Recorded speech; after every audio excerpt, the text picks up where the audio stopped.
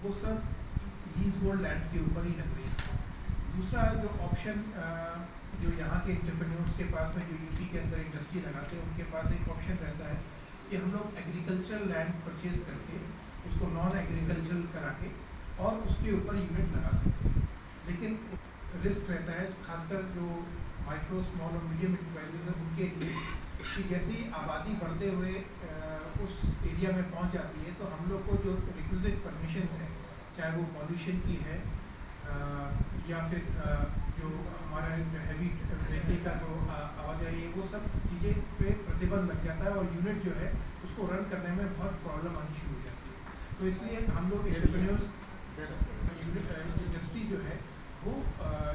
सरकार द्वारा जो प्रॉपर इंडस्ट्रियल एरिया है, जो लैंड हमें अवेलेबल कराते हैं, उसमें ही हम अपने यूनिट को इस्टेब्लिश करें, उसी के अंदर रखें। इन लैंड को फ्री होल्ड करने की पॉलिसी लेकर आए। उसी लाइन पे हमारी भी डिमांड सरकार से ये है कि हम लोग को यहाँ पे ऑप्शन दें कि जो भी उद्यमी जिन्होंने अथॉरिटी से लैंड ली है और 5 साल तक उन्होंने यूनिट रन कर लिया है, उनको एक ऑप्शन दिया जाए कि वो अपनी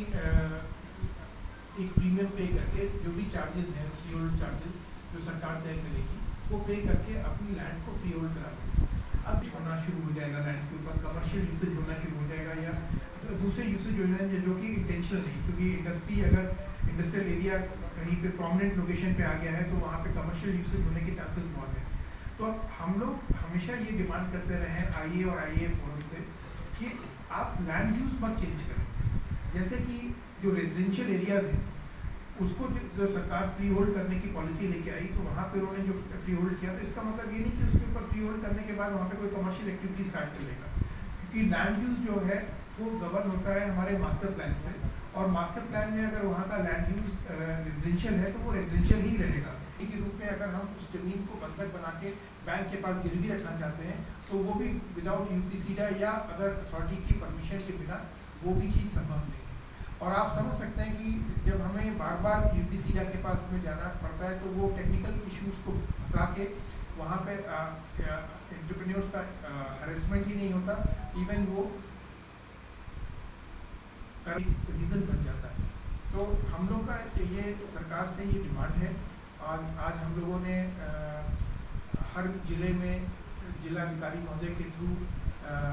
माननीय मुख्यमंत्री जी को भी एक ज्ञापन दिया है, जिसमें हमने अपनी डिमांड उनके सामने पुनः रखी है कि हमारे ये इन लैंड्स को जो कि 5 साल से तक सक्सेसफुल यूनिट्स चल चुके हैं, उन लैंड्स को फ्री होल्ड होने का ऑप्शन आप नहीं, नॉन अवेलेबिलिटी की वजह से नहीं आ पा रहे, क्योंकि बहुत से यूनिट्स हैं जिनको लैंड अवेलेबल नहीं है हमारे। हमारा ये कहना है कि अगर आप ये फ्री होल्ड करने का ऑप्शन देते हैं तो सरकार के पास में एक अच्छा खासा कॉर्पस तैयार हो जाएगा इस फंड से, जिससे कि वो नया लैंड एक्वायर करके और नए इंडस्ट्रियल एरियाज भी डेवलप कर सकते हैं, जिससे कि हमारे स्टेट का इंडस्ट्रियलाइजेशन भी बहुत फास्ट तेज़ी से होगा। सेकेंडली जो सबसे इम्पोर्टेंट चीज़ जो हम पॉइंट ड्राइव आउट करना चाहते हैं,